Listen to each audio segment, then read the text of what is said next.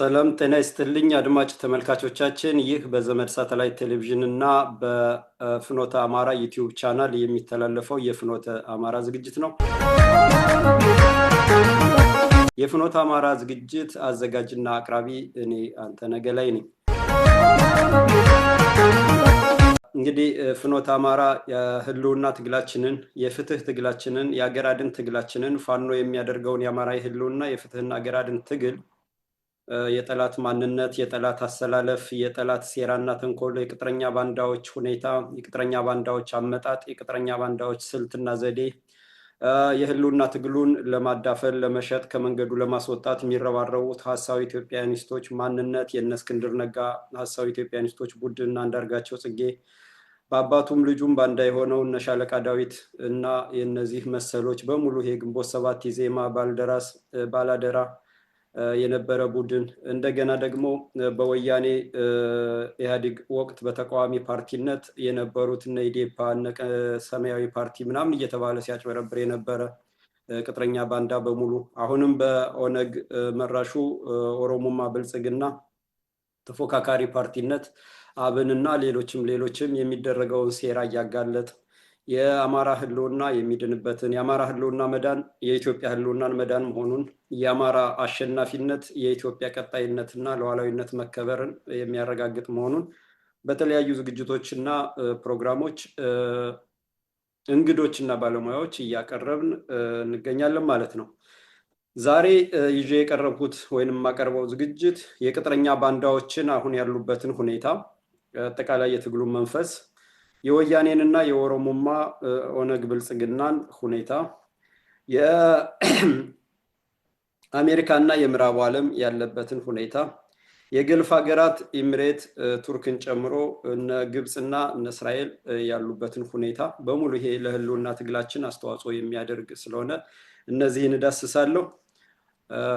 እንግዲህ ይሄ ዝግጅት እንደተለመደው ለሁሉም አማራ ብቻ ሳይሆን ለመላው ኢትዮጵያዊ ሰላምና ደህንነቱ ህልውናውና የትውልዱ ቀጣይነት ለሚገደው በሙሉ እንዲደርስና ለትግሉ አስተዋጽኦ እንዲያደርግ ለስር ነቀል ስርዓታዊ ለውጥ ለሚፋለመው ትክክለኛው ቆራጡ የአማራ ልጅ ፋኖ ጎን እንዲሰለፍ ቅጥረኛ ባንዳዎችን በፋኖ ስም የሚነግዱ ከፋኖ ፊት ተቀምጠው ትግሉን ለጠላት ለወያኔ ለምንታገላቸው ኃይሎች ለኦነግና ለወያኔ ለመሸጥ የተሰለፉትን ባንዳዎች ፋኖነት እንደማይወክሉ ያንን መላው ኢትዮጵያዊ እንዲያውቅና ሁሉም ኃላፊነቱ እንዲወጣ ፍኖተ አማራ ዩቲዩብ ቻናልን ላይክ፣ ሰብስክራይብ እና ሼር በማድረግ የዘመድ ሳተላይት ቴሌቪዥንን ደግሞ በመርዳት በማገዝና በማስተዋወቅ ኃላፊነታችንን እንወጣ እያልኩ ወደ ዝግጅት ስገባ እንግዲህ ከዋናው ልጀምር። ወያኔና ኦሮሞማ ኦነግ፣ ወያኔ ትህነግ የትግራይ ህዝብ ነፃነት ግንባር እና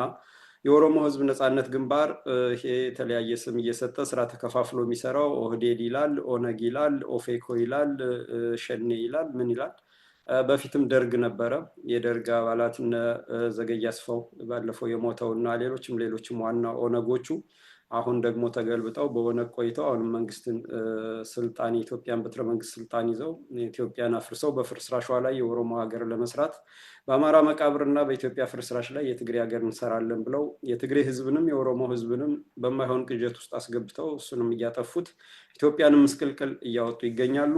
የአማራንም ህልውና ለማጥፋት የሚችሉትን ሁሉ አቅማቸው የፈቀደ ድሮን፣ በሰማይ ድሮን፣ በምድር ከባድ መሳሪያ ታንክና መድፍ ተጠቅመው አምካይ ክትባት፣ መርዝ፣ ከስራ ማባረር፣ ከኢኮኖሚ ማግለል፣ ከኢኮኖሚው ማራቅ፣ ከማህበራዊ ኑሮ እና እንቅስቃሴ ማግለልን ጨምሮ በአማራ ላይ የማይፈጽሙት ያልሞከሩት ያላደረጉት ዘር የማጥፋት እና ሀገር የማፍረስ ወንጀል የለም። ያ ሁሉ ለኢትዮጵያውያን እንዲደርስ ትንሹ ኃላፊነታችን እዚህ ጋር የምናዳምጥ ሰዎች የፍኖተ አማራ ዩቲዩብ ቻናልን ላይክ፣ ሰብስክራይብ እና ሼር ማድረግ ዘመድ ሳተላይት ቴሌቪዥንን ማስተዋወቅ አለብን ማለት ነው። ይህን የምለው አብዛኛው 99% የሚሆነው ሚዲያ ዩቲዩበር፣ ጋዜጠኛ ጸረ አማራ ነው ወይንም አማራ ጠል ነው ወይንም ደግሞ ቅጥረኛ ባንዳ ነው። አማራ ሆነው ቅጥረኛ ባንዳዎች አሉ፣ ጸረ አማራ የሆኑ አሉ። ከጅምሩም ጀምሮ ይሄ እሳት ውስጥ የነበሩት በሙሉ እነ መሳይ መኮንን እነ ሌሎችም እሳት ውስጥ የነበሩ በሙሉ ጸረ አማራዎች ናቸው። አማራ የሚባል እንዳትሉ አማራ የሚባል የለም ተብለው ዜጎች አማራ ሲሞት ዜጎች እያሉ ሲዘግቡ የኖሩ ናቸው እሳት ውስጥ። ከዛ በኋላ ኢሳት ጸረ አማራ መሆኑን ሀሳዊ ኢትዮጵያኒስቶች መሆናቸውን እነሱ የሚያነሷት ኢትዮጵያ አማራነትን የካደችና እግሯ መሬት የማይነካ መሆኗ ሲገለጥና አማራ ዞር በል ሲል ተበታት ነው እዛ ተቀጥሮ ሲያገለግል የነበረ ባንዳ ሁሉ አማራ ነኝ ብሎ የተሰለፈበት በተለያየ አቅጣጫ የሚይዙት የሚጨብጡት ግራ ገብቷቸው የሚሆኑትን እያየን ነው ማለት ነው። እነዚህ በሙሉ ጸረ አማራዎች ናቸው። ለአማራም ለኢትዮጵያም ለኢትዮጵያውያን የሚበጅ ነገር አያመጡም። ተከፋይ ሆዳሞች ለሆዳሞች ያደሩ ናቸው። ሌሎች በአማራ ስም የሚነግዱ እንደነ አሳየ ደርቤ እንደነ መልካም ሞላ እንደነ ሌሎችም ይሄ አንድ ቄሮ አለ እና አዲሱ ደርቤ ምናምን የሚባሉት አብዛኛው እነዚህም ባንዳዎች ናቸው፣ ቅጥረኞች ናቸው፣ በሉ የተባሉትን የሚሉ ናቸው። ባንዳዎቹን ሲያገኑ ይኖራሉ። ባንዳዎች ማንነት ሲገለጥ ራሳቸው በባንዳዎች ጋር ይዘምቱና ወደ ሌላ እንደገና ማደናገር እናንተን የሚገቡ ናቸው። ወያኔዋ መዓዛ መሐመድ ወያኔ ነች። መዓዛ መሐመድ እነ ተስፋዬ ወልደ ስላሴ እነ ሌሎችም ወያኔዎች ናቸው። እነዚህ ወያኔ በዘር ግንዳቸው መልምሎ ያሰለጠናቸውና ለዚህ ያበቃቸው ኃይሎች ናቸው። እና እነዚህ ሁሉ የሚናገሩት የህዝብን ትኩረት የሚያጠፋ አቅጣጫ የሚያስት ግራ የሚያጋባ የሚያታክትና የሚያደክም እንጂ የሚጠቅምና የሚረባ ባለመሆኑ ትክክለኛ ሚዲያ በቴሌቪዥን ደረጃ ዘመድ ሳተላይት ቴሌቪዥን ነው። በዩቲዩብ ፍኖተ አማራ እና ጥቂት 1 2 3 4 የሚሆኑ ሌሎች ዩቲዩበሮች አሉ ማለት ነው። ስለዚህ የሚያምታታውን ለይቶ መረር ያለውን እውነት የሚነገርበትን ቅጥረኛ ባንዳውን በስሙ ጠርቶ ባንዳ የሚልበትን ጀግናውን በስሙ ጠርቶ ጀግና የሚልበትን እውነቱን እውነት ውሸቱን ውሸት አከፋውን አከፋ ዶማውን ዶማ የሚለውን የፍኖተ አማራ ዩቲዩብ ቻናልን ላይክ ሰብስክራይብ እና ሼር ማድረግ አስፈላጊ ነው ማለት ነው። ስለዚህ ወደ ፕሮግራማችን ስገባ ወደ አዘጋጀው ዝግጅት ስገባ ወያኔና ኦሮሞማ ወያኔ ትነግና ኦሮሞማ ኦነግ ብልጽግና የሚለው አሁን ፈጣሪዎቻቸው ለዚህ ያበቋቸው የገንዘብ አቅራቢዎቻቸው የዲፕሎማሲ እና የስም ገንቢ አባቶቻቸው አሜሪካና ምዕራባውያን እና የገልፍ ሀገራት ከነሱ ጀምራለሁ ማለት ነው። የወያኔ ትነግ የጀርባ አጥንት አሜሪካና ምዕራባውያን ናቸው። የኦሮሞማ ኦነግ ብልጽግና የጀርባ አጥንት ኢሚሬት እና ምዕራባውያንና አሜሪካ ናቸው። ስለዚህ እነዚህ አካባቢ ላይ የሚደረገው የፖለቲካ እንቅስቃሴና ለውጥ ለኛ ለኢትዮጵያም ሆነ ለአማራ ለህልውና ትግላችን መሰረታዊ ፋይዳ አለው ማለት ነው። አሁን የአሜሪካና የምዕራቡ ዓለም ያለበት ሁኔታ የምዕራቡ ዓለም ስልጣኔ የሚባለው ያከተመበት ስልጣኔ የሚባለው ለሰው ልጅ ወይንም ለዚህ ዓለም ያተረፈው ጥፋት እንጂ ልማት እንዳልሆነ በተለይ ለአፍሪካውያን ሰቆቃ፣ ስደት፣ መከራ፣ የእርስ በርስ ጦርነት፣ ግጭት፣ የመንግስት መፈናቀል ቀውስ ነው የፈጠረው ማለት ነው። የምዕራባውያን ስልጣኔ አለፍ ሲልም ግብረ ሰዶምን ያስፋፋ የሰው ልጅ ከእምነቱ እያፋታ እምነት እየፈበረከና እየጻፈ በፈላስፎች እያጻፈ ህዝቡን እያታለለ ቸርች እያስባለ የሚያትሙትን መጽሐፍ ቅዱስ ትርጉሙ የተቀየረ መጽሐፍ ቅዱስ እያራባ ያንን ይዞ እንዲዞር እያደረገ ትምህርት ቤቶች ከሀገሬው ባህልና ደንብ የወጡ የእነሱን ፍልስፍና የሚያሰርጹ ሆነው ለዚህ በእምነቱ የደነዘዘውን በፕሮቴስታንት በፕሮስፔሪቲ ጎስፔል ብልጽግና ወንጌል የደነዘዘውን ዜጋ ትውልድ ደግሞ በስርዓተ ትምህርት እያፈዘዙ የሚጫወቱበት ስልጣኔ ማብቃቱን የምዕራባውያን አጠቃላይ ኢኮኖሚ መሰረት ካፒታሊዝም መሆኑን ካፒታሊዝም ደግሞ ትርፍን ማካበት ላይ እንጂ ስለ ሰው ልጅ መብትም ሆነ ስለ ሰው ልጅ ዘር ቀጣይነት ወይንም ደግሞ ስለ ሰው ልጅ ነፃነትም ሆነ ስለ ተፈጥሮ ህግና ደንብ የማይጨነቅ መሆኑን እንደውም ትርፍ የማያስገኝ ነገር አንድም እንቅፋት ነው፣ ሁለትም ትርፍ ለሚያስገኘው ነገር አዳጋች ነው። ስለዚህ ወይንም ትርፍ ወደሚያስገኝ ነገር መለወጥ አለበት አለበለዚያ መጥፋት አለበት ብሎ የሚንቀሳቀስ ፍልስፍናን የሚከተል ነው የምዕራባውያን ስልጣኔ። ከቻሉና ቢችሉ ቢያደርጉት ወደፊትም እየታሰበ ያለው ውሃን እንኳን የባህርን ውሃ የውቅያኖስን ውሃ በግል ንብረትነት አዙሮ ለመሸጥ አየሩን የምንተነፍሰውንና ወደ ውጭ የምናስወጣውን አየርም በቁጥጥር ውስጥ አውሎ ለመሸጥና ወደ ገንዘብ ለመቀየር የሚሰራ ነው የካፒታሊዝም ስሪት። ካፒታል ነው ገንዘብን ትርፍን ማካበት ነው። ትርፍ የሚያስገኝ ነገር በሙሉ ያንን ማሳደግ ነው። ለትርፍ የማያስገኝ የሆነ ለህዝብ ደህንነት፣ ለሀገር ሉዓላዊነት፣ ለተፈጥሮ መብትና ህግ ተፈጥሮ ይዘቱ ሳይዛባ እንዲቀጥል የሚያደርግ ግን ትርፍ የሌለው ለሰው ልጅ የሚጠቅም ከሆነ ደግሞ መጥፋት አለበት አለበለዚያ ወደ ትርፍ የሚያስገኝ የግል ሀብትነት መዛወር አለበት የሚልን ፍልስፍና ሲከተሉ የኖሩ ናቸው ማለት ነው። ስለዚህ ትርፍ ለማግኘት ሰዎች ሊጠፉ ይችላሉ፣ ሊሸጡ ይችላሉ። ኩላሊታቸው፣ ጉበታቸው፣ ልባቸው ምናምን ሊሸጥ ይችላል። የፈለጉትን ሊሆኑ ይችላሉ። በጦርነት ሊጎሳቆሉ ይችላሉ። በከባድ መሳሪያ ሊደበደቡ ይችላሉ። የተፈጥሮ ሀብታቸው እንዲወሰድ ማለት ነው። እና እያንዳንዱ ጥቃቅን ነገር ካፒታሊዝም ያመጣው የህዝብን ሊያገለግል የህዝብን ሰላምና ደህንነት ሊጠብቅ የሀገር ሉዓላዊነት ሊያስከብር የተሰየመ መንግስት የሚሰጠውን አገልግሎት ለምሳሌ የውሃ አገልግሎት ውሃው እንዳያምር አድርገው ውሃን በንግድ አሽጎ ማምጣት። ህዝቡ ለመንግስት ውሃ አቅርቦትም ይከፍላል። እንደገና ደግሞ ያም ንጹህ ስላልሆነ ወይንም ቧንቧው ስለሚዝግ ወይንም ስለሚቆራረጥና ስለሚጠፋ የታሸገ ውሃ ደግሞ እንደገና እየገዛ ይጠጣል ማለት ነው። ይሄ ቅሪት እንዳይኖረው በአካውንት ውስጥ በባንክ ውስጥ ምንም ገንዘብ ለትውልድ የሚያልፍ ለልጆች ማሳደጊያ የሚሆን ትርፍ እንዳይኖረው የሚያደርግ ስልት ነው ማለት ነው። መንግስት የሚያቀርበው የትምህርት አገልግሎትን ያበላሹና የግል ትምህርት ቤት መክፈት ማለት ነው። ከዛ በኋላ ውድድር ምናምን ማብዛት። እነዚሁ በሙሉ የካፒታሊዝም የፈጠራቸው አጥፊዎች ናቸው፣ ልማት የሌላቸው። በተለይ ለአፍሪካ ምንም ያመጡት ነገር የለም።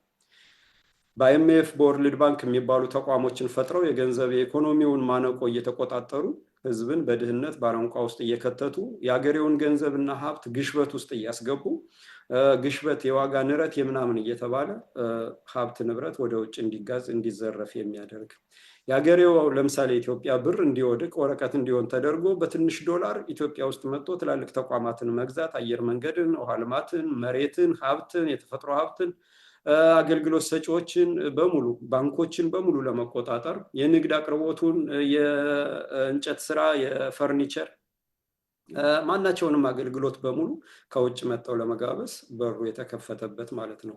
ስለዚህ ኢትዮጵያውያን የራሳቸውን ጥሪት በራሳቸው የተፈጥሮ ሀብት ባለቤትነትን አጥተው በጥቂት ዶላር ይዘው የሚመጡ ሰዎች ሀብታቸውን ገዝተው እነሱም ወደ ባርነት ለውጠው ቅኝ ግዛቱ በተዘዋዋሪ ይቀጥላል ማለት ነው። እና የአባቶቻችን ያስቆሙት አማራ አባቶች እናቶች ከአድዋ ጊዜ አከርካሪያቸውን ሰብረው ቅኝ ግዛትን ሲያስቆሙ በእጅ አዙር አይኤምኤፍ እና ወርልድ ባንክ የሚባል ተቋማት ፈጥረው ዓለምን አፍሪካን እያስጨነቁ ይገኛሉ ማለት ነው። የነዚህ አሁን መጨረሻው ላይ ደረሰ።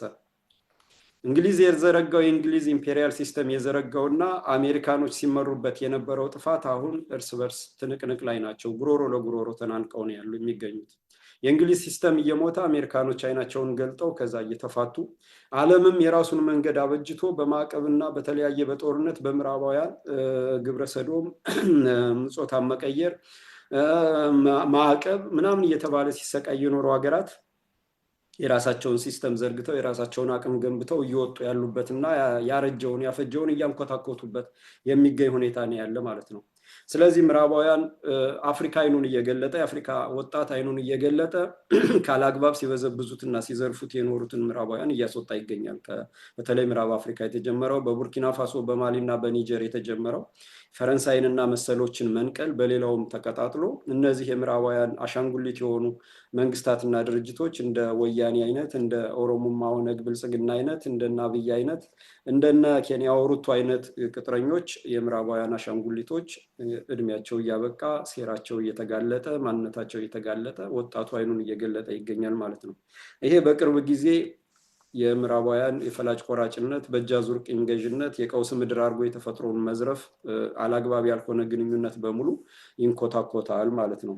ስለዚህ የነዚህ መንኮታኮት የአሜሪካ ለአሜሪካ ማጋ የሚለው ሜክ አሜሪካ ግሬት አጌን አሜሪካ እንደገና ታላቅ እናደርጋታለን የሚለው ፕሮጀክት ከእንግሊዝ ሲስተም ጋር ተጋጭቶ የውስጥ የማይነገር ከኒውክሌር የበለጠ ጦርነት ግብግብ ላይ ይገኛሉ ማለት ነው። እስካሁን የነበረው ሲስተም የባህር ኃይሉ የባንኩ ሲስተም የኢንሹራንስ ሲስተሙ የገንዘብ ማዘዋወሪያ ስዊፍት ምናምን የሚባለው በሙሉ አንቆ የያዘና ሁሉንም በቁጥጥር ውስጥ ያስገባ በሙሉ እየተበጣጠሰ ይገኛል ማለት ነው።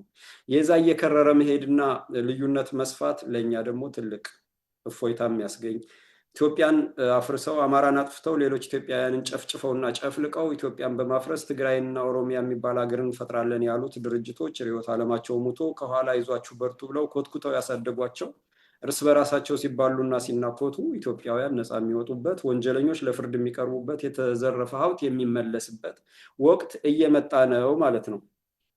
ስለዚህ በአሜሪካ እና በምዕራባውያን የሚደረገው የእርስ በርስ የዩክሬን ጦርነት እና በገልፍ ሀገራት የሚደረገው ጦርነት ይሄ ሁሉ የራሱን የቻለ አውድ ይዞ ይመጣል ማለት ነው። ሌላው የገልፍ ሀገራት ግብጽ እና ሌሎች የገልፉ አገራት አሁንም ከኢትዮጵያ ጋር ያላቸው ግንኙነት ግብጽ የኢትዮጵያ ማደግ የአማራ ወደ ስልጣን መምጣት የኢትዮጵያን ማንነት ከፍ የሚያደርግ ነው። የኢትዮጵያውያንንና የኢትዮጵያን ሉዓላዊነት አስከብሮ ኢትዮጵያውያንን በኢኮኖሚ የሚያሳድግ ነው። ስለዚህ አማራ መጥፋት አለበት የሚለው ቋሚ ዓላማቸው ነው።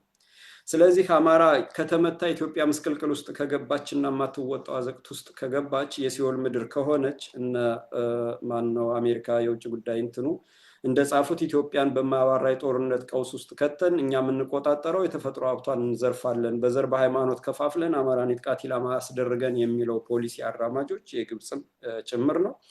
ያ ግብፅ የአባይን ውሃ ካለ ገደብ ትጠቀማለች ማለት ነው። የግድብ ምናምን የሚባለው ነገር ይቆማል ማለት ነው። ግድቡ ውሃውን መጠን ባይቀንሰው ግን የግድቡ ኢኮኖሚ ለውጥ የሚያመጣው ኢትዮጵያውያን ኢኮኖሚ ማሳደግ የተለያዩ የኃይል አቅርቦቱ የኢኮኖሚውን እንቅስቃሴ ማፋጠንና ስራ እድል መፍጠር የተለያዩ የእርሻ ስራዎችን እና የመስኖ ስራዎችን ስለሚያስፋፋ አጠቃላይ የሚደረገውን ከኢትዮጵያ የሚታጠበውን አፈርና ሌሎች ነገሮችን ያቆምብናል በሚል ኢትዮጵያ ወደዛ እንዳትገባ ህዝቡ እየታመሰ በጦርነት እየተፈጀ በተላላፊ በሽታ እያለቀ እንዲቀጥል ፕሮጀክት አላት ማለት ነው። ለዚህ ፕሮጀክት ደግሞ ስፖንሰር የሚያደርጉት እነ ሳውዲ አረቢያ እነ ኤሚሬት ናቸው። በአንድም በሁለትም ምክንያት አንደኛው የኢትዮጵያ ኢኮኖሚ አድጎ ኢትዮጵያውያን ሰላምና ደህንነታቸው ተከብሮ የኢትዮጵያ ሉዓላዊነት ተከብሮ ኢትዮጵያ ኢኮኖሚ ካደገ የግብፅ ውሃ ማጣት የግብፅን 80-90% ህዝብ አደጋ ውስጥ ስለሚጥል ያ ህዝብ ከተቸገረ የሚጠጣ ውሃ ካጣና ኢኮኖሚው ከተቃወሰ ወደ ሳውዲ አረቢያ እና ወደ ኤሚሬት ወደ ሌሎች የአረብ ሀገራት ስለሚሻገር እኛ ሀገራችንን ይወርሰናል ነው። ለምሳሌ የሳውዲ አረቢያ ነባር ህዝብ 19 ሚሊዮን ምናምን ገደማ ነው። የግብፅ ህዝብ 100 ምናምን ሚሊዮን በላይ ነው። 20 ሚሊዮን የግብፅ ህዝብ ሳውዲ ቢገባ ሳውዲን ይቆጣጠራል ማለት ነው። ስለዚህ ባለበት እንዲቆይ የግብፅ ህዝብ ወደ ሳውዲ እንዳይሻገር ባለበት እንዲቆይ ኢትዮጵያ መዳከም አለባት ማለት ነው። አንደኛው ምክንያት ይሄ ነው። ሌሎች አረብ ሀገራትም እነ ኤሚሬትም እነ ኳታርም ሌሎችም የሚያደርጉት በዚህ ምክንያት ነው። የግብፅ ህዝብ ተሻግሮ መጥቶ እንዳይወረን በሚል ሳውዲ አረቢያ ትልቁ ህዝብ ነው 19 ሚሊዮን፣ ሌሎቹ ትናንሽ ሚሊዮኖች ናቸው እና የውጭ ዜጋ የሚኖረው ነው አብዛኛው ማለት ነው። ሁለተኛው ምክንያታቸው ደግሞ የተፈጥሮ ሀብት ነው። እነዚህ ነዳጅ እንትናቸው እያበቃ ሲሄድ ወይንም ባካበቱት ሀብትና ንብረት አገርን በጦርነት እያወደሙ የተፈጥሮ ሀብት ወርቅና መሰሉን እየዘረፉ የእርሻ መሬትን መያዝ ነው። የእርሻ መሬትን ለረጅም ጊዜ በእጅ አዙር ቅኝ ግዛት መያዝ ነው። ለምሳሌ ኤሚሬቶች የሚያደርጉት የኢትዮጵያን የእርሻ መሬት ሳውዲዎች ጀምረውት ነበረ። ጋምቤላን ህዝብ እየጨፈጨፉ በነመለስ ጊዜ አኝዋክን እየጨፈጨፉ ኑዌርን በአኝዋክ እያስነሱ አኝዋክን በኑዌር እያስነሱ እነመለስ ዜናዊ ፈቅደው ሳውዲ ስታር የሚል የናላሙዲን ፕሮጀክት በሙሉ ህዝብ ነቅሎ የእርሻ መሬት በሰጧቸው ተንቀሳቅሰው ነበረ። አልተሳካም። አሁንም ኤሚሬቶች ጎንደርን በሙሉ ይሄ መተማን ቋራን በሙሉ አማራን አስጠፍተው መተከልን ይዘው ሊጠቀልሉ የኦሮሞማውን መንግስት የኦሮሞማውን ወራሪ ፋሽስት አፓርታይድ መንግስት በሙሉ ገንዘብ እየደገፉ ይገኛሉ ማለት ነው። አዲስ አበባን ገዝተው አዲስ አበባን ኮሪደር ልማት በሚል ቆሻሻውን አጽዳልን በሚል ድሃውን ንቀልልን በሚል ህዝቡን አስወጣልን በሚል ኮሪደር ልማት የሚባለውን ገንዘብ የሚያፈሱት ከውጭ ነው። ገንዘቡን ከየት እንደማመጣው አጠይቁኝ ነው የሚለው አብይ አህመድ የኦሮሞማ ብልጽግና ኦነግ መሪው ማለት ነው። የፋሽስት አፓርታይዱ አሰራር መሪ ገዛዝ መሪ ገንዘቡን ከየት እንደማመጣው አጠይቁኝ ነው የሚለው። ስለዚህ እሱም በአደባባይ እንደተናገረው ኢትዮጵያን ምዕራባውያን ሲበርዳቸው አረቦች ሲሞቃቸው የሚያርፉባት እናደርጋታለን ማለት ዜጋው ውጣ ከዚህ ሂድ ከዚህ ማለት ነው። ተናግረዋል ቀደም ብለው። አዲስ አበባ ውድ ከሆነባቸው ወደ ገጠር ግቡ ብሏል። እንጀራ በወጥ መብላት ከተወደደባችሁ ዳቦ በሙዝ ብሉ ብለዋል። አዲስ አበባን የማጠቅም ለዜጎቿ ለነዋሪዎቿ የማጠቅም ኢሪሌቫንት እናደርጋታለን ብለዋል። በፈራረሰች ኢትዮጵያ ላይ ነው ኦሮሚያን መገንባት የምንችል ብለዋል የኦሮሞ አጠቃላይ ሊቃኖች እና ሰፋ ጃለታ የሚመሩት ሊቃን ለንደን ላይ ማለት ነው። ስለዚህ ኢትዮጵያውያን ይህንን ሁሉ መረዳት ያስፈልጋል ማለት ነው። ዝም ብሎ አይደለም የሚደረገው ፕሮጀክቱ። ኢትዮጵያን አማራን ማጥፋት፣ ሌላውን መጨፍጨፍና መጨፍለቅ፣ ኢትዮጵያን ማፍረስ ዝም ብሎ ዛሬ የመጣ ሳይሆን ተያይዞ የመጣ ነው ማለት ነው።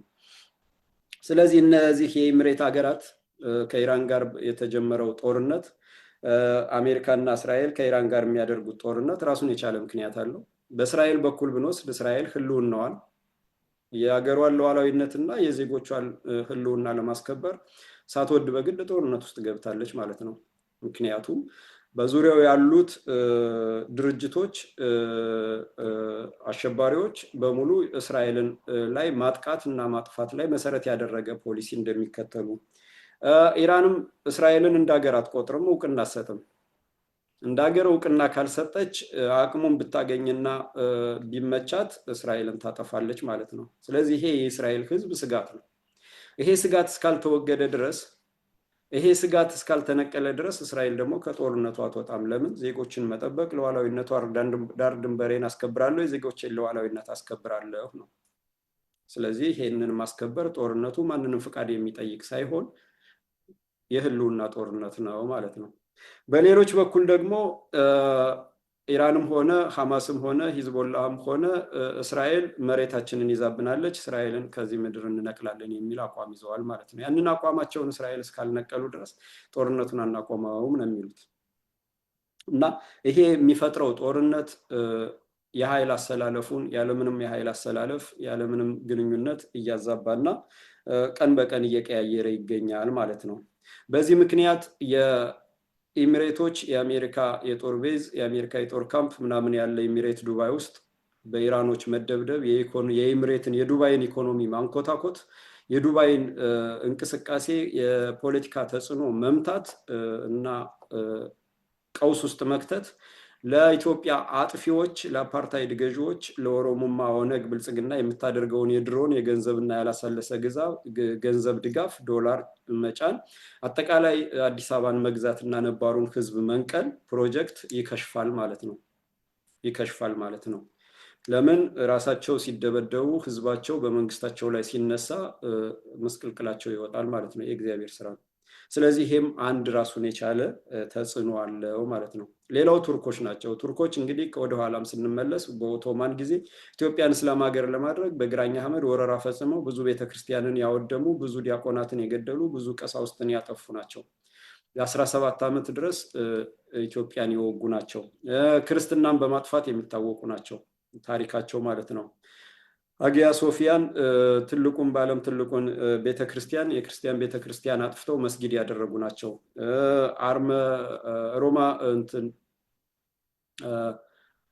ሮማንያኖችን ዘር ያጠፉ ናቸው። ግሪክ ላይ ያለውን ሁሉ ማንነታቸው በቀውስ የመጣ ነው። ስለዚህ ያቀውሳቸው አሁንም እኛ ጋር ኢትዮጵያ ጋር አጥፊዎችን በማገዝ ድሮን በመሸጥና የተለያዩ ተንኮሎችን በማድረግ የሚሄዱበት መጨረሻው ላይ ይሄ ምዕራባውያን የሚያደርጉት አሜሪካና ምዕራባውያን የሚያደርጉት ናቶና የሰሜን አትላንቲክ የጦር ቃል ኪዳንና ከራሽያ ጋር ከሌሎች ሀገራት ጋር የሚያደርገው ግብግብ ቱርክንም ራሷን የቻለ የጦርነት አውድማ ውስጥ የሚከታት ስለሆነ ይሄም እግዚአብሔር ያመጣልን እግዚአብሔር የሰጠ ምሕረት አጥፊዎቻችንን በጥፋት ውስጥ መክተት አጥፊዎቻችንን በራሳቸው ባመጡት እሳት ውስጥ መክተትና የጥፋትን ምንነት የጦርን ምንነት እንዲቀምሱትና እንዲያዩት ማድረግ የእግዚአብሔር ስራ ነው ማለት ነው። ይሄም ትግላችን ላይ የህልውና ትግላችን ላይ ትልቅ ተጽዕኖ አለው ማለት ነው። ኢራኖች ዱባዮች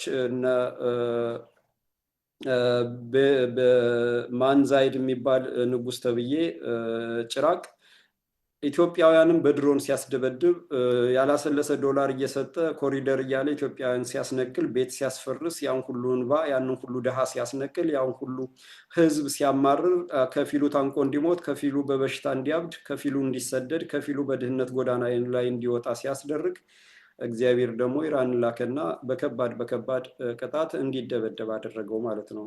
ሱሪው እንዲረጥብ በሱሪያቸው እንዲሸኑ አደረጋቸው ማለት ነው። ይሄ ደግሞ በስፋት የሚቀጥል ይመስላል። ምክንያቱም የፖለቲካው መጨረሻ እስከማይታወቅ ድረስ እነዚህ ሀገራት እግዚአብሔር ያላሰቡትን ኃይል አምጥቶ እንዲወድሙ ያደርጋቸዋል ማለት ነው። ይሄ እና ግብፅም የሚያደርጉት በሙሉ በራሳቸው አታካሮ እና በራሳቸው በሰሩት በሴራ በተንኮል በቀውስ የሚያደርጉት ነገር በሙሉ ራሱ ቀውሱ የፈጠሩት የሚሄዱበት ሴራም ራሳቸውን እየበላቸው ስለሚገኝ እነዚህ ሁሉ ቁልቁለቱን የያዙ ሀገራት ናቸው። ቱርክም ቁልቁለቱን የያዘ ነው። ግብፅም ቁልቁለቱን የያዘ ነው። ኤምሬትም እየተንኮታኮተ ነው። ዱባይ እንደ ድሮ አየር መንገዱም ዝንብ ነው አሞራን የሚውልበት ሆቴሎች እና እነዛ የሚጨናነቁ በቱሪስት የሚጨናነቁ መንገዶችም ባዷቸውን ነው የሚታዩት ማለት ነው። ይሄ ደግሞ በሰፊው ስለሚቀጥል የሱዳን ህዝብ በጦርነት እያለቀ በኮንትሮባንድ የሚሄድ ወርቅ የሚራገፍበት ነው ዱባይ። የደም ገንዘብ ህጋዊ የሚደረግበት ነው ዱባይ። ህዝብ እየተገደለ አገር እየተጨፈጨፈ አገር እየፈረሰ ዘራፊዎች፣ ሌቦች፣ አጭበርባሪዎች እንደነ ኦሮሞማ ኦነግ ብልጽግና አይነት አመራሮች እንደነ ወያኔ ትህነግ አይነት አመራሮች አገር አፍራሽ ዘር አጥፊ የሚዘርፉትን አምባገነኖች የሚዘርፉትን ገንዘብ እዛ ወስደው ህጋዊ የሚያደርጉት ዱባይ ነው ማለት ነው። ያ ሁሉ ራሱን የቻለ ቀውስና ጥፋት ስለሚያመጣ ያጠፋቸዋል እንጂ አይጠቅማቸውም ማለት ነው። ስለዚህ እነዚህ ያሉበት ሁኔታ የኛ የወያኔ የጀርባ አጥንት መመታት፣ የኦሮሞማ ኦነግ የጀርባ አጥንት መመታት ላላቸው ተስፋ ለሚጎርፍላቸው የገንዘብ ድጋፍና የመረጃ ፍሰት፣ የዲፕሎማሲ ገዛ፣ የአይኤምኤፍ እና የወርልድ ባንክ የገንዘብ የዶላር ፓምፕ የሚደረገው ዶላር የሚፈሰው ዶላር በሙሉ እያከተመ ይሄዳል ማለት ነው። ያም ሆነ ይህ ተደረገም አልተደረገም አከተመም አላከተመም እነዚህ የሞቱ ርዕዮተ ዓለማቸው የሞተ አደረጃጀቶቻቸው የሞቱ ሴራቸው የተጋለጠ በቁማቸው ራቁታቸውን የቀሩ በመሆናቸው መሸነፋቸው አይቀሬ ነው። አማራ ደግሞ ፋኖ ደግሞ ግዴታ ነው። ካላሸነፈ መኖር ስለማይቻል ማሸነፍ ለምርጫ የማይቀርብ ግዴታ በመሆኑ መሸነፋቸው በዚህም ተባለ በዛ አይቀርም ማለት ነው። ስለዚህ ወደ ወያኔና ኦሮሞማ ኦነግ ስመጣ ወያኔ ትህነግ ሲጀመርም ታላቋን ትግራይ አማራን ብሔራዊ ረፍት ነስተን ዘሩን አጥፍተን የትግራይ ተራሮችን የአማራ መቃብር አድርገን ታላቋን ትግራይ በአማራ መቃብር ላይ እናቆማለን ብለው የመጡ ናቸው። ነፃነት ግንባር ብለው የተነሱ ናቸው። ለዛም በ10 ሚሊዮን የሚቆጠር አማራ ዘር አጥፍተዋል። በቀጥታ ጦርነት፣ በመጨፍጨፍ፣ በመግደል፣ በግለሰብ ደረጃ በማሳደድ፣ በማፈናቀል፣ በማስራብ፣ በኤችአይቪ በወባና በሌሎች ተላላፊ በሽታዎች በማስያዝ ከኢኮኖሚው በመንቀል በድህነት ውስጥ በመክተት በማግለል በማህበራዊ ቀውስ ውስጥ በመክተት የኢትዮጵያን ስልጣን ይዘው በእነ አሜሪካ በምዕራባውያን እገዛ ከ10 ሚሊዮን በላይ አማራ ዘር አጥፍተዋል ማለት ነው። ስለዚህ እነዚህ የመገንጠል ዓላማቸው አሁንም ያ ነው። ወልቃይትን፣ ጠገዴን፣ ጠለምትን እና አካባቢውን ከጎንደር ይዘው ከቤተ አማራ ደግሞ ከአምባላጌ ጀምሮ እስከ አሁን የወረሩትንና እስከ ቆቦ አልውሃ የሚሉት ድረስ ወረው ታላቋን ትግራይ ማወጅ ነው ፕሮጀክታቸው ማለት ነው። ያንንውን ለማድረግ ደፋ ቀና ይላሉ። የተለያየ ሴራ ይተበተባል። አንዴ ወደ ግራ፣ አንዴ ወደ ቀኝ፣ አንዴ ወደ ሰሜን፣ አንዴ ወደ ደቡብ፣ አንዴ አጋር፣ አንዴ ጠላት ምናምን የሚባለው ሴራ የዚህ ሁሉ አካል ነው ማለት ነው። ከዚህ ጀርባ ምዕራባውያን በጀታቸውን ዲፕሎማሲያቸውን ትንሽ ደከም ሲሉ ደግሞ ምዕራባውያን አምባሳደሮች ማሲንጋ የሚመራው አምባሳደር በሙሉ መቀሌ እየተመላለሰ የሞራል ግንባታ፣ የገንዘብ ድጋፍ፣ የስትራቴጂና ያካሄድ ለውጥ ስልት መቀየርና መዘየድን ይመክራሉ፣ ያስተምራሉ ማለት ነው። ስለዚህ የመገንጠል ጥያቄ ግዴታ ነው። አለበለዚያ ያቆማጣና አንካሳ የሆነው ከሞት የተረፈው የትግሬ ወጣት የሞትኩት የቆሰልኩት አንካሳና ቆማጣ የሆንኩት ታላቋ ትግራይ የታለች ብሎ መነሳቱ ስለማይቀር ያንን እውን አደርጋለሁ ብሎ አንድም እንዲጠፋ በጦርነቱ ተዳክሞ እንዲዳከምና እንዲንበረከክ ትግራይን ጥሎ እንዲሸሽ እና እነሱም እንዲበተኑ መጨረሻቸው፣ አለበለዚያ ራሳቸው እጅ ሰጠው በፋኖ ተማርከው ለወንጀል ሂሳባቸውን ማወራረድ ማለት ነው የሚጠብቃቸው። ያላቸው አማራጭ ሁለት ነው። ስለዚህ ኦሮሞማ ኦነግም ወያኔ ኦሮሞማ ብላ የሰየመችው የደም መሬት በወረራ የተያዘ መሬት የነባር ኢትዮጵያውያን መሬት የሲዳማ፣ የወላይታ፣ የአማራ፣ የከምባታ፣ የጌዲዮ፣ የዴዲዮ፣ የኩሎ፣ የጃንጀሮ፣ የከፋ፣ የጉራጌ፣ የስልጤ፣ የአፋር፣ የሶማሌ፣ የዶርዜ፣ የጋሞ የመላው ኢትዮጵያውያን መሬትን ኦሮሚያ ብለው ሸፍነው አሁን ጥቃቅኖችን እያስጨፈለቁ ትናንሾች ቁጥር ያላቸውን እያስጨፈለቁ እንግዲህ የኦሮሞማ ርዕዮተ ዓለም የሚመራው የገዳ ስርዓት የሚያስተገብረው ከ16ኛው ክፍለ ዘመን ጀምሮ በወረሩት 28 ነገድ አጠፉ። በ1987 የህዝብ ቆጠራ ተደርጎ ከ10 ዓመት በኋላ ሲደገም የህዝብ ቆጠራ በ1999 ሌላ 8 ነገድ አጥፍተዋል። ማንነታቸው በኦሮሞ ተጨፍልቆ ቋንቋቸው ኦሮሞኛ ሆኗል። አሁን ባለው ሰዓት ላይ እንደው ለምሳሌ ጅማን ብናነሳ እነ ኩሎና እነ ጃንጀሮ በኦሮሞ እየተሰለቀጡ ናቸው። ከፋ ነው እጅ አልሰጥም ብሎ እየታገለ ያለው እንጂ እነ ኩሎና ጃንጀሮ እየተጨፈለቁ ነው ያሉት። ጅማ ላይ እንግዲህ ኦሮሞ የት እንደነበረ ታውቃላችሁ። ወደ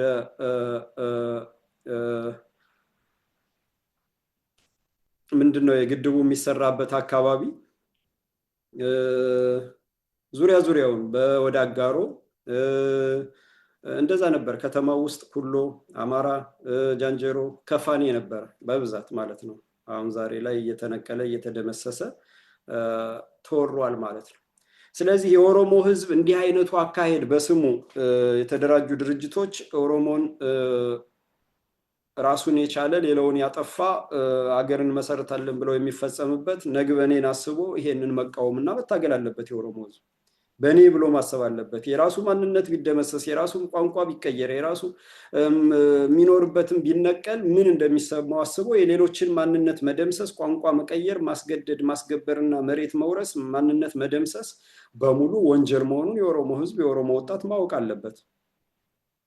አለበት። ስለዚህ ለዚህ እነዛ ማንነታቸው ለሚደመሰስ፣ ማንነታቸው ለሚፋቅ፣ ቋንቋቸው ለሚጨፈለቅና ለሚቀየር ኢትዮጵያውያን በሙሉ ጥብቅና መቆም አለበት፣ መታገል አለበት። ይሄ ስርዓት ሲገለበጥ ሁሉም መብቱን ሲያስከብር ነገ ዋጋ መክፈል ይመጣል።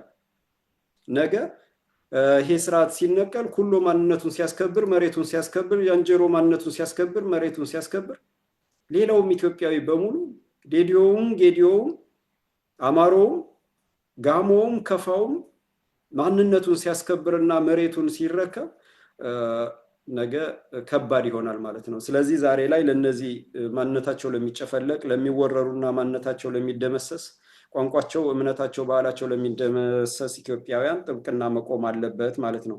ስለዚህ ይሄንን ወንጀል እየፈጸመ ሀገር ሆናለሁ ብሎ ኢትዮጵያን ከውስ ውስጥ የከተተው የኦሮሞማ ኦነግ ብልጽግና ይሄ ወህዴድ ምናምን የሚባለው በደርግ የጀመረው ስርዓት ከወያኔ ጋር ድራማ የሚሰራበት እንጂ ጸብ የለውም።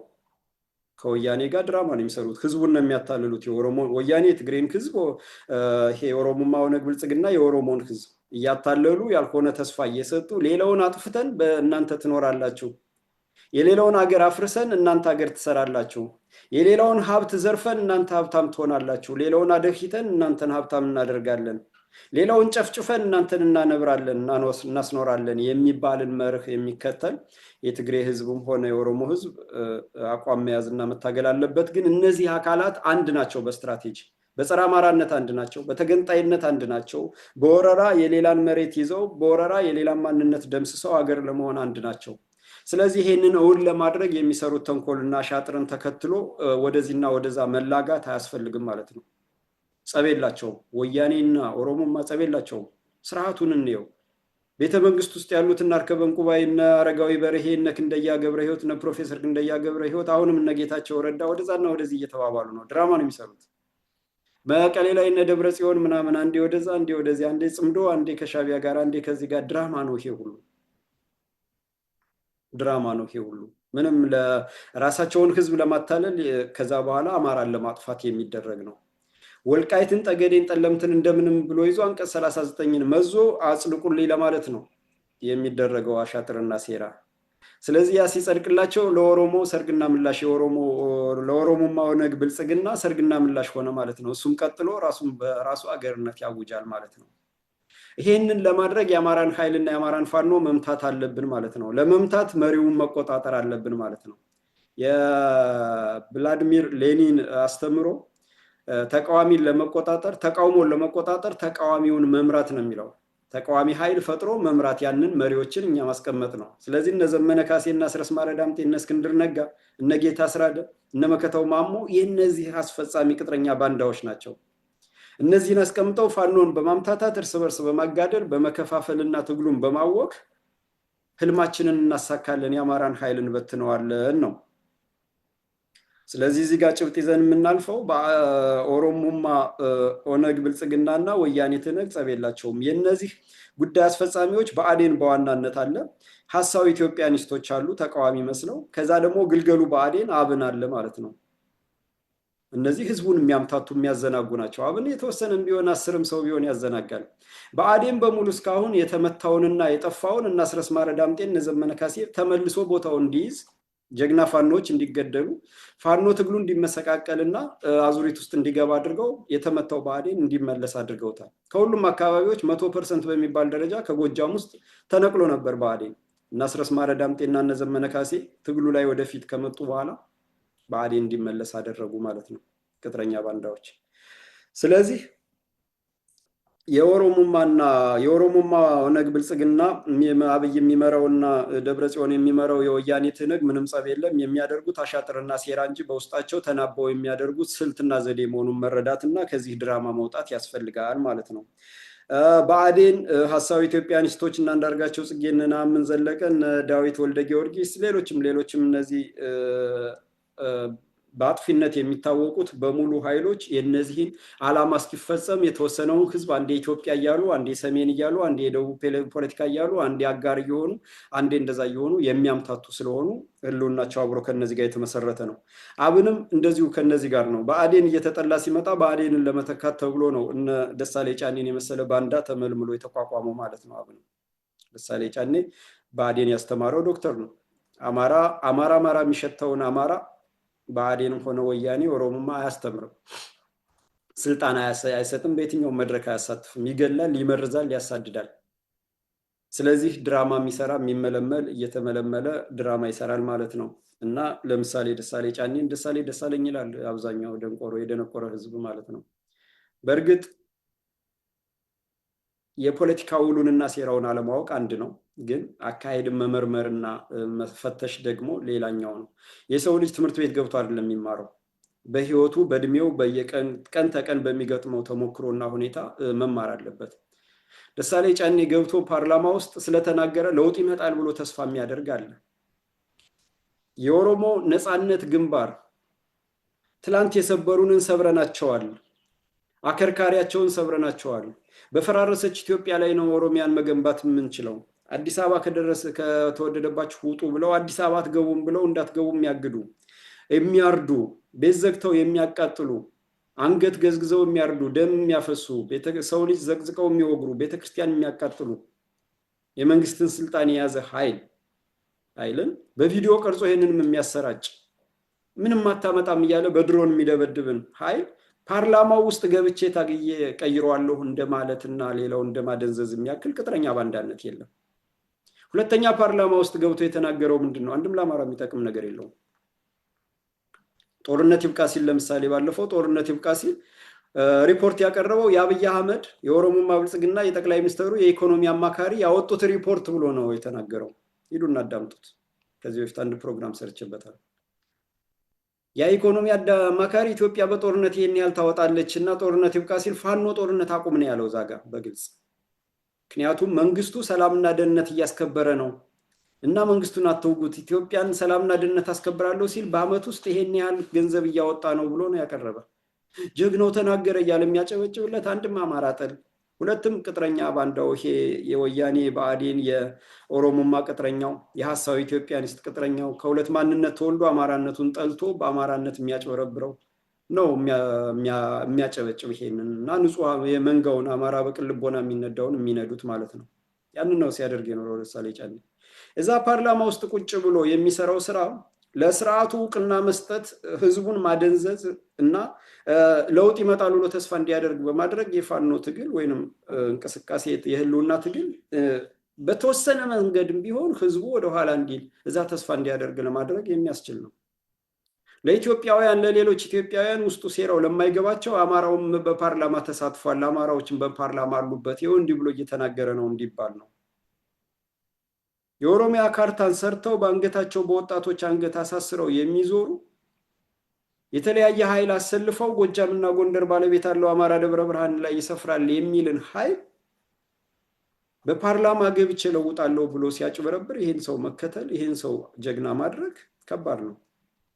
ይሄ ከባድ ያለመገንዘብ የድንዛዜ ጉዳይ ነው። እነዚህ እንደሚያቀነቅኑ ሰዎች አሁን ደሳሌ ጫኔ ይወጣለሁ አለ እንሸልመዋለን የሚሉ ሁሉ አሉ። ደናቁርት። ስለዚህ ባንዳን የማንገስ ነገር ዘመነ ካሴን የማንገስ፣ አስረስ ማረ ዳምጤን የማንገስ፣ እስክንድር ነጋን የማንገስ፣ እነ ደሳሌ ጫኔን የማንገስ ምናምን ይሄ በሙሉ የድሉን ቀን ትንሽ ያረዝመዋል፣ የጀግኖችን ትግል ትንሽ ይገዳደረዋል። አማራን ሲያርድ አሸባሪ ነው እንዳይባል 30 ዓመት ነው አማራ የታረደ። አሸባሪ ነው እንዳይባል የመንግስቱ ስራ አሸባሪን መያዝና ለህዝብ ሰላም ማክበር ነው፣ ህግን ማስከበር ነው፣ የህዝብን ሰላምና ደህንነት ማስጠበቅ ነው። የህዝብን ሰላምና ደህንነት ማስጠበቅ ካልቻለ ራሱ አሸባሪው መንግስት ነው። እንደው በዚህ እንኳን በቀላሉ መረዳት ይቻላል።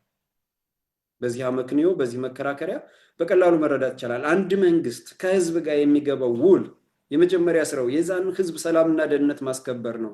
የሀገርን ዳር ድንበር ማስከበር ነው። ህዝብ በሰላም እንዲኖር ኢኮኖሚውን መጠበቅ ነው። ለዚህ ደግሞ ግብር ይሰበስባል። ያ ግብር የሰበሰበው ይህንን ለሚያስከብርበት ተቋማት፣ ለጦር ኃይሉ፣ ለሲቪል ሰራተኛው ደሞዝ ይከፍልበታል ማለት ነው። ግብር ሰብስቦ መንገድ ይዘረጋለታል፣ ውሃ ይዘረጋለታል፣ አቅርቦት ይሰጠዋል ማለት ነው። የሀገሪቷን ሀብት የመንግስትን ሀብት ተጠቅሞ አገሪቷን ያሳድጋል ማለት ነው። ይሄ ነው ስራው። ውሉ ከህዝብ ጋር የመንግስት ውል ይሄ ነው። ስለዚህ ሰላምና ደህንነት የህዝብ ሲናጋ፣ ህዝብ በጅምላ ሲፈናቀል፣ በድሮን የሚደበድብ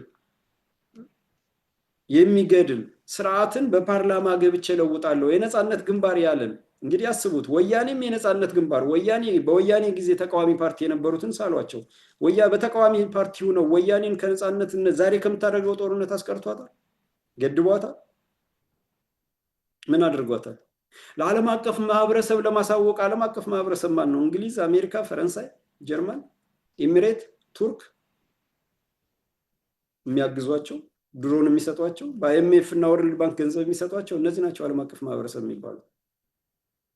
ሌሎች ሀገራት በሌላ ሀገር ጣልቃ አይገቡ። ህዝቡ ነፃነቱን ያስከብር ይጥፋ የራሱ ጉዳይ ነው።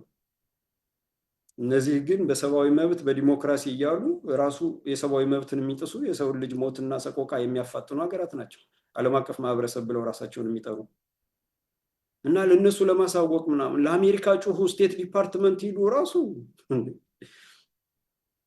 እና እነዚህ አይነት ነገሮችን መረዳት ያስፈልጋል ማለት ነው። ይሄንን ድራማና ሴራ እና በመጨረሻ ወደ ቅጥረኛ ባንዳዎች ስመጣ እነዚህ ቅጥረኛ ባንዳዎች ይሄንን እስካሁን የተናገርኩትን የአማራን አጥፍቶ ሌሎች ኢትዮጵያውያንን ካለከልካይ ጨፍጭፎ በመጨፍለቅ ኢትዮጵያን ከልካይ አልባ አስቀርቶ ለማፍረስ እና የትግሬና የኦሮሞ ሀገር እንፈጥራለን የሚለው የጥፋት መንገድን እውን ለማስደረግ የአማራን ትግል እያጠፉ ያሉ ናቸው ማለት ነው። አስረስ ማረ ዳምጤ ከክልል አቃቢ ህግነት ነው የመጣ።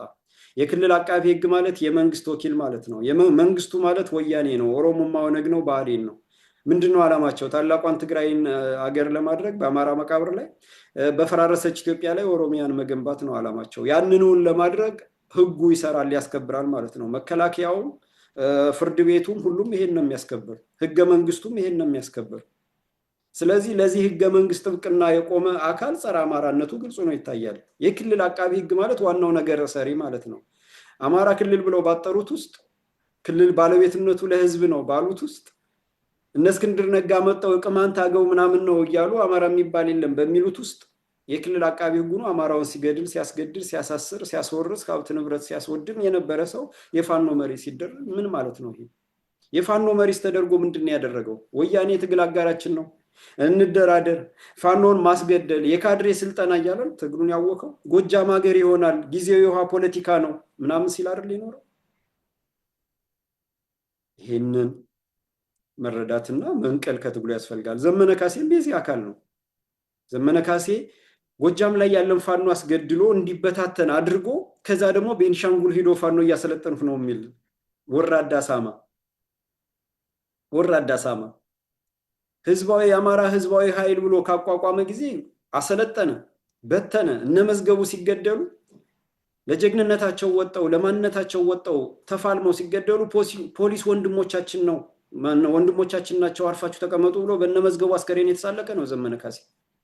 ለመዝገቡ አስከሬን ቀብር ሞጣ ላይ የሚሄደውን ወጣት እነ ተስፋዬ ታሪኩ ከዘመነ ትእዛዝ ተቀብለው እነ ተስፋዬ ታሪኩ ደጀን ላይ ቆመው ተመለሱ እያሉ ቀብር እንዳይሄድ ሲያስደርጉ የነበሩ ናቸው። ዛሬ ላይ የጎጃም ፋኖ ሙሉ ብአዴንን ነቅሎ ሁሉንም ነፃ ያወጣውን በትኖ እርስ በርስ አባልቶ ከክልሉ ወጥቶ መቀሌ ሽሬ የሄደ ትግረኛ እየተማረ ውቅሮ ላይ ትግረኛ እየተማረ እየሰለጠነ እና አባይ ፀሐይ ያቋቋሙትን ቤኒሻንጉል ነፃነት ግንባር ቤኒን የሚባል ላይ ሂዶ ወታደር እያሰለጠንኩ ነው። የትግሬ ወታደር አማርኛ ተናጋሪ ትግሬዎችን እነዛ ስደት እያሉ ራበን እያሉ ተሰደዱ የሚባሉትን እየሰበሰቡ እያመጡ እያሰለጠንኩ ነው የሚል አሳማን መስማት እና ስለዚህ ሀሳማ የሚያቀነቅንን ስለዚህ ቅጥረኛ ባንዳ የሚያቀነቅንን መዝግቦ መያዝ ነገ የእውነቱ ሌላ ስለሆነ ማለት ነው። ዛሬ ዘመነ እያለ በየፌስቡክ የሚጽፍና የሚያቀነቅንን አስረስ እያለ የሚጽፍና የሚያቀነቅንን መዝግቦ መያዝ ለነገ በጠፋው ህይወት ልክ በደረሰው ምስቅልቅል ልክ ዋጋ እንዲከፍሉ መደረግ አለበት ማለት ነው። ባንዳነት እንደዚህ ነው የሚቀጨው ከትውልድ ባንዳነት እንደዚህ ነው የሚቀጨው። የኦሮሞማ ስርዓትን ፓርላማ ሆኖ እያደመቀ በቃ እንደዚሁን እያለ ደሳለኝ ጫኔ ምናምን እያስባለ የተቀጠረን ቅጥረኛ ባንዳ ከጅምሩ የወያኔ ባህር ዳር ላይ ለሰራው የሰማዕታት ሐውልት እኮ አስጎብኚ የነበረ እኮ ነው ደሳለኝ ጫኔ። ዶክትሬቱን ያስተማረው እኮ ነገዱ አንዳርጋቸው ናቸው። ደሳለኝ ታውቃለህ? ደሳለኝ እየሰማ አድርሱለት። ባህር ዳር ላይ ስንቴን የተነጋገር፣ በስልክ ስንቴን የተነጋገርን። እረፍ ተብለሃል፣ እረፍ ብለናል። ግን ያምታታህ ግልጽ የወጡት ባንዳዎች ናቸው ካንተ የሚሻሉት። ግልጽ የወጡት ባንዳነታቸውን ጸረ አማራነታቸውን በአደባባይ የተናገሩት እነ ጋሻው መርሻ፣ በአደባባይ የተናገሩት እነ ጣሂር መሐመድ፣ በአደባባይ የተናገሩት እነ በለጠ ሞላ፣ እነዚህ ግልጽ ናቸው። በአደባባይ ባፋንቸው ባንደበታቸው ተናግረዋል። ግን ታጋይ መስሎ ምን ብሎ ለህዝብ ብሎ ህዝብን ማሳሳት፣ ይሄንን በስርዓተ ትምህርት የከሸፈ በኢኮኖሚ የደህየን ትውልድ እያሳሳቱ እየታገልኩልህ ነው እያሉ ማምታታትና ለጠላት እድሜ መግዛት፣ ህዝቡን የማይሆን ተስፋ እየሰጡ ማስገደልና ለዚህ ማብቃት፣ ቆርጦ እንዳይነሳና ጠላቱን ገሎ ህልውናው እንዳያስከብር ማድረግ ከወንጀል ሁሉ የከፋ ነው። ከኃጢአቱ ሁሉ የከፋ ራስን አማራን መስሎ አማራን የሚያደነዝዝ፣ አማራን መስሎ አማራን የሚከፋፍል፣ አማራን መስሎ ትግሉን የሚጎዳ የቀረበው ነው። በጣም ክፉ፣ ከክፋቱ ሁሉ ክፉ እነዚህ ናቸው። ባፋቸው የተናገሩት ተናግረዋል። ራስን መመከት፣ ራስን ማዳን የህዝቡ ጉዳይ ነው። ምክንያቱም ወያኔ በአደባባይ ተናግረዋል። ሀሳዊ ኢትዮጵያውያኖች እና አንዳርጋቸው ጽጌ እነ ሻለቃ ዳዊት በአደባባይ ተናግረዋል። ፋኖ አዲስ አበባ አይገባም ብለው ነግረውናል። እስክንድር ነጋ ተናግሯል። አማራ የሚባል የለም፣ ቋንቋው ራሱ ትላንትና የመጣ ነው። ኢትዮጵያን ሰርቻለሁ የሚባል ከየት መጥቶ ነው? ስተት ነው ያለ። ቄሮ የታገለ ለዲሞክራሲ ነው ያለ። ፋኖ ለሁለት ነገር ብቻ ነው የምንፈልገው እንጂ ወደ ቤቱ ይገባል ነው ያለ። ፋኖ የቅማንት ያገው የምናምን ወያኔ ለፈጠረው ንዑስ ማንነት አማራን እንኳን በንዑስ ማንነት ከፋፍሎ ለማጥፋት ለደረገው ቅማንቱን ከአማራው ወንድሙ አገውን እንደዛ ለመነጣጠል ፋኖ ያገው የቅማንት የትግሬ ኦሮሞ ነው እንጂ አማራ የሚባል የለም ነው ያለ። እነዚህ በአደባባይ ተናግረዋል። ባንዳነታቸው እነዚህን አለመንቀል የህዝቡ ነው። ሲቀጠቀጥና ሲመታ መጨረሻ ላይ እያሳደደ ያጠፋቸዋል። አሁን ጽዋው ሞልቷል።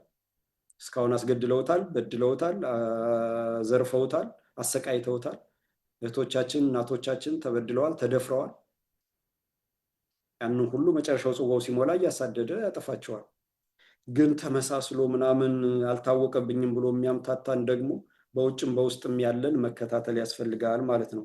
ስለዚህ እስክንድር ነጋ ባለፈው ዝም ሲባል የሆነ ነገር የአዲስ አበባ ምክር ቤት ብሎ የኦሮሞ ማንነት የቅማንት ማንነት የምናምን ይሄ ቅማንት ኮሚቴ ፖለቲካሊ ወያኔ የፈጠረው ቅማንት አሁን ኦሮሞማም ስፖንሰር የሚያደርገው ቅማንት ማንነት እነዚህ እነ ማነው ሲሳይ ሙሉ እነ አበበ ማነው ሀብታሙ በሻ ምናምን የሚባሉትን እንደዛ በውስጥ አሰባስቦ እነ ኤርሚያስን እነ ምናምንን ይሄ አጭበርባሪውን ሌባውን አታላዩን ሰብስቦ አዲስ አበባ ካውንስል ምክር ቤት ምናምን እያለ ውስጡን ያምታታል። አጀንዳ መሆን ነው።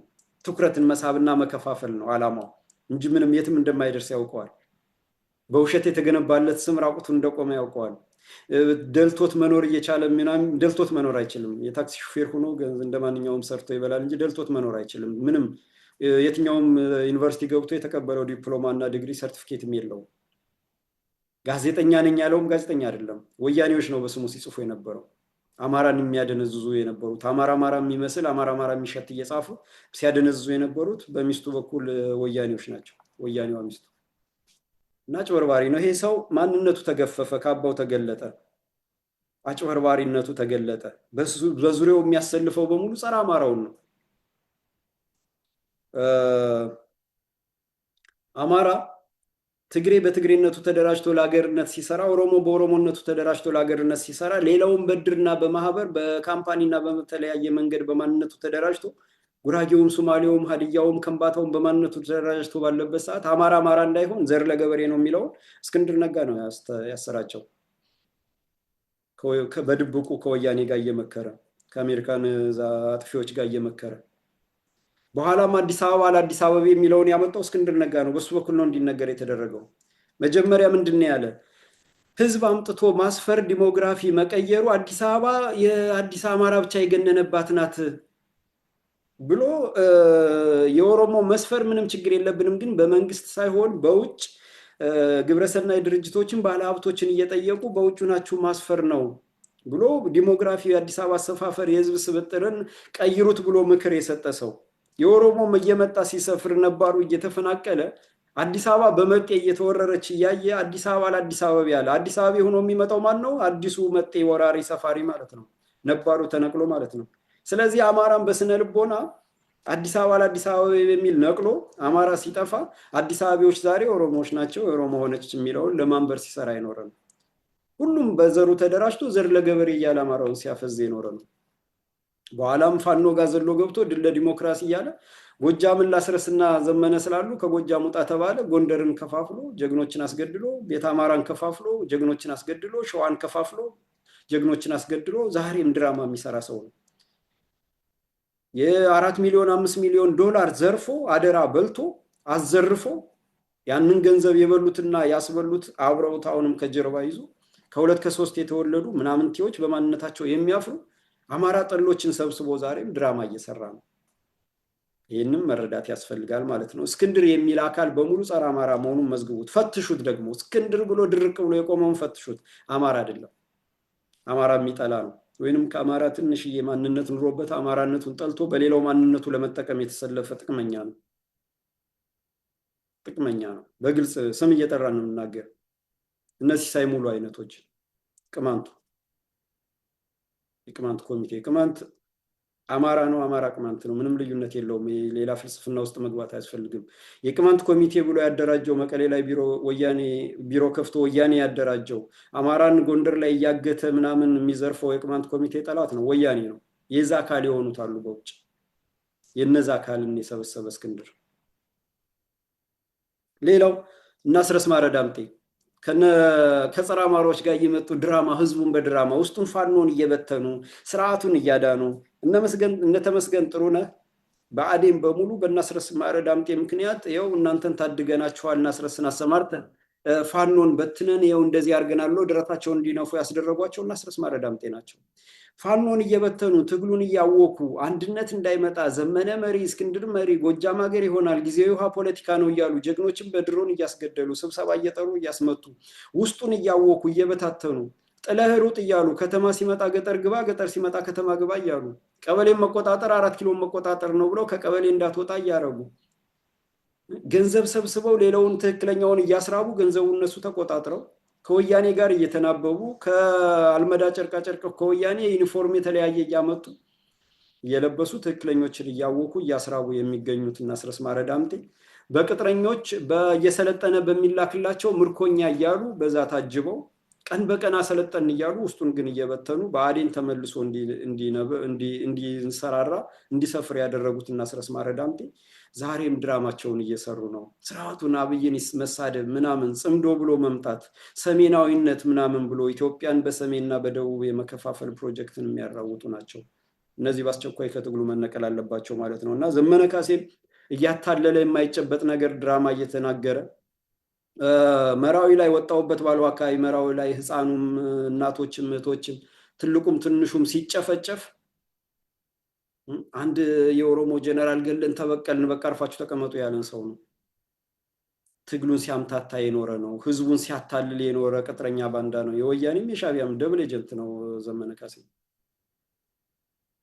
ስንታየው ታከለ ውጣና ተናገር።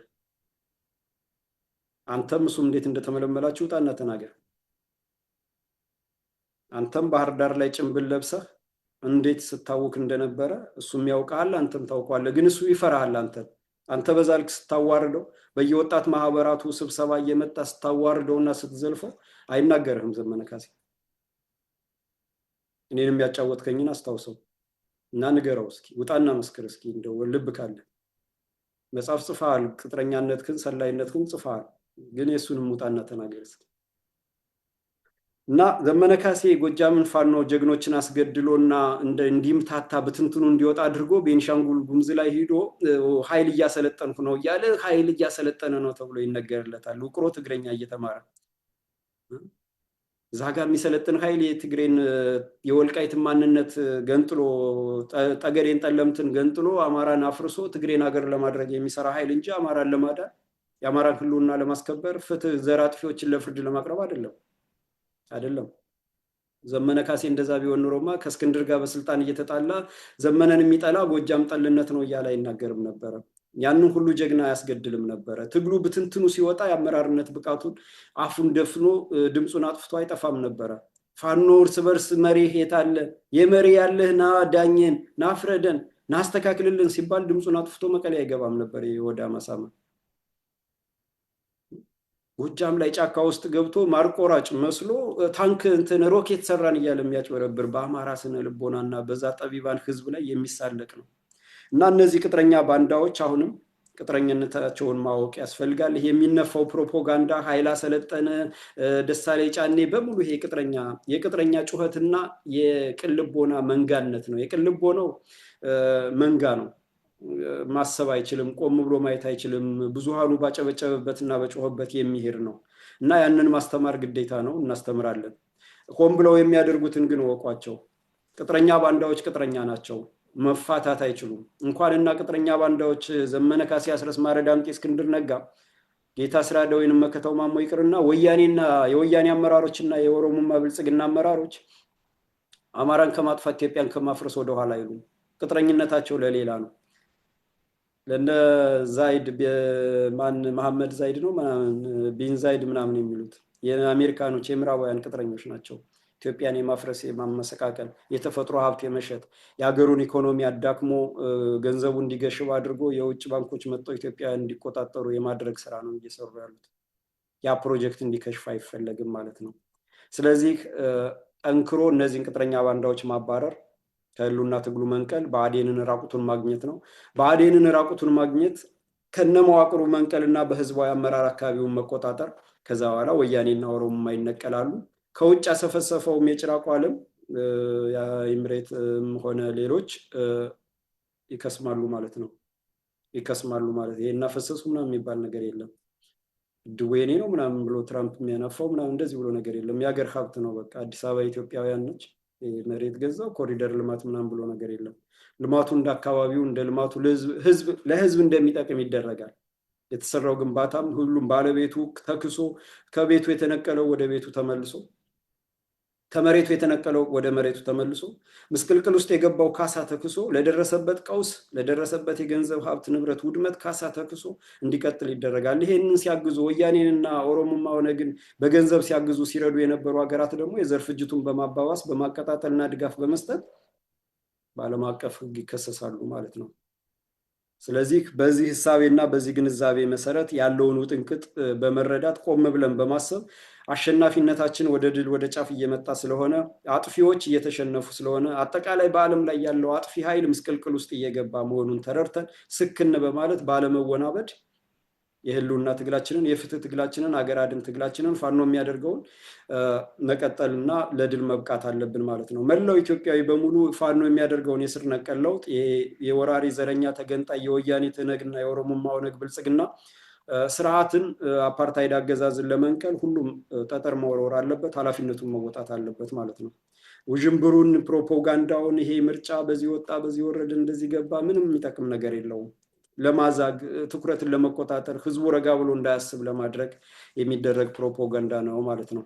ስለዚህ ይህንን ፕሮፓጋንዳ ምንነት ተረድተን ፕሮፓጋንዳውን የሚያራቡትና የሚያዛቡትን ህዝብ የሚያውኩትን በስማቸው መዝግበን ከነተግባራቸው ይዘን የሚያዋጣንና የሚጠቅመን መንገድ ላይ ቅጥረኛ ባንዳን ማጽዳት፣ ብአዴንን የሚባል መዋቅር ከነመዋቅሩ ከአማራ ክልል ከሚሏት ያች 4 ክፍለ ሀገር ነቃቅሎ ማባረር፣ ከዛ በኋላ ወያኔና ኦሮሞማ ኦነግን ስርዓተ ቀብር መፈጸም፣ ኢትዮጵያውያን በሰላም በደህና የሚኖሩበትን የአማራ ህልውና የሚከበርበትን እና ለደረሰው የዘር ማጥፋትና ሀገር ማፍረስ ካሳ የሚቀበልበትን ስርዓት ፋኖ ይዘረጋል ማለት ነው። ስለዚህ ይህንን ትኩረት እናድርግ፣ ከምስቅልቅሉ እንውጣ። በሚቀጥለው በሌላ ዝግጅት እንገናኛለን። እስከዛው ቸርን ሰንብት። የፍኖተ አማራ ዩቲዩብ ቻናልን ላይክ፣ ሰብስክራይብ እና ሼር እናድርግ። ሰላም።